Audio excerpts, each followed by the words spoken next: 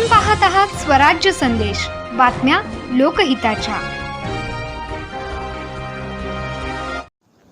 विद्युत तार कोसळून एक गाय व म्हैस ठार तर शेतकरी जखमी, भरपाई मिळण्याची मागणी।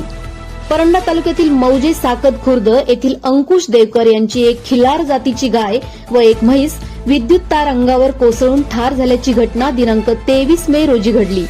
याबाबत सविस्तर वृत्त असे की अंकुश देवकर राहणार साकद खुर्द यांनी आपले जनावरे चारण्यासाठी परंडा साकद रस्त्यालगत सोडली होती।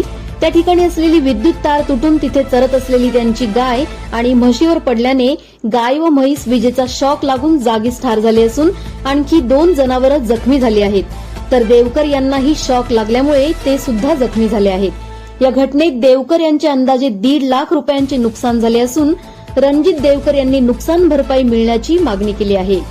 विद्युत वितरण कंपनीच्या निष्काळजीपणामुळेच अशा घटना घडत असल्याची चर्चा ग्रामस्थांमधून ऐकायला मिळत आहे। सदर विद्युत तारा रस्त्यालगत असलेल्या पोलवरील असून सुदैवाने मोठी मानव जीवितहानी टळली आहे।